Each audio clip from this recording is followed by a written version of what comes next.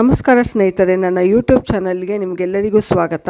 ಇವತ್ತು ನಾನು ಹುರ್ಗಡ್ಲೆ ಪುಡಿ ಉಪಯೋಗಿಸಿ ಬರ್ಫಿ ಮಾಡ್ತಾಯಿದ್ದೀನಿ.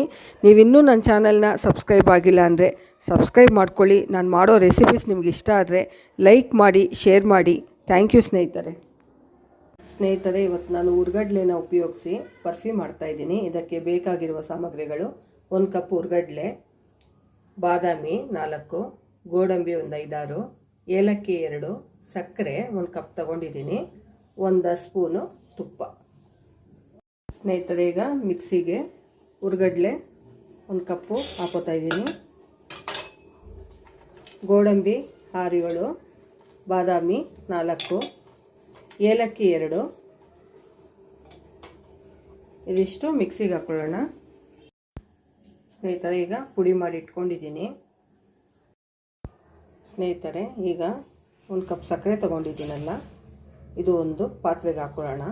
ಇದಕ್ಕೆ ಸ್ವಲ್ಪ ನೋಡಿ, 1-2 ಸ್ಪೂನಷ್ಟು ನೀರು ಹಾಕ್ತಾಯಿದ್ದೀನಿ. ಇದನ್ನು ಪಾಕ ಥರ ಮಾಡ್ಕೋಬೇಕು, ಪಾಕ ಬರಬೇಕದು. ಈಗ ಸಕ್ಕರೆ ಪಾಕ ರೆಡಿ ಆಗ್ತಾಯಿದೆ.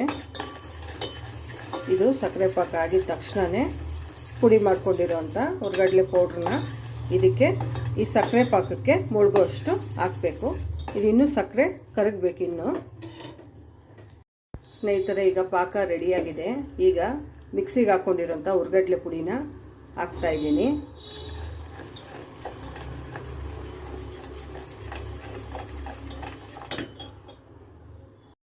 ಸ್ನೇಹಿತರೆ, ಈಗ ಹುರ್ಗಡ್ಲೆ ಪುಡಿನ ಸಕ್ಕರೆ ಪಾಕಕ್ಕೆ ಹಾಕಿ ಥರ ಆಗಿದೆ. ಈಗ ಇದಕ್ಕೆ 1/2 ಸ್ಪೂನು ತುಪ್ಪ ಹಾಕಿ ಕಲಸಿ ಒಂದು ಪ್ಲೇಟ್ಗೆ ಹಾಕ್ತೀನಿ. ಈಗ ಸ್ನೇಹಿತರೆ, ಈಗ ಬರ್ಫಿ ರೆಡಿಯಾಗಿದೆ. ಒಂದು ತಟ್ಟೆಗೆ ಹಾಕಿದ್ದೀನಿ. ಅದು ಸ್ವಲ್ಪ ತಣ್ಣಗಾದ್ಮೇಲೆ ಕಟ್ ಮಾಡ್ಕೊಳ್ಳೋಣ. ಸ್ನೇಹಿತರೆ, ಈಗ ಹುರ್ಗಡ್ಲೆ ಪುಡಿ ಉಪಯೋಗಿಸಿರುವ ಬರ್ಫಿ ರೆಡಿಯಾಗಿದೆ. ನೀವು ಟ್ರೈ ಮಾಡಿ. ನಿಮಗೆ ರೆಸಿಪಿ ಇಷ್ಟ ಆದರೆ ಲೈಕ್ ಮಾಡಿ, ಶೇರ್ ಮಾಡಿ, ಸಬ್ಸ್ಕ್ರೈಬ್ ಮಾಡಿ ಸ್ನೇಹಿತರೆ. Thank you.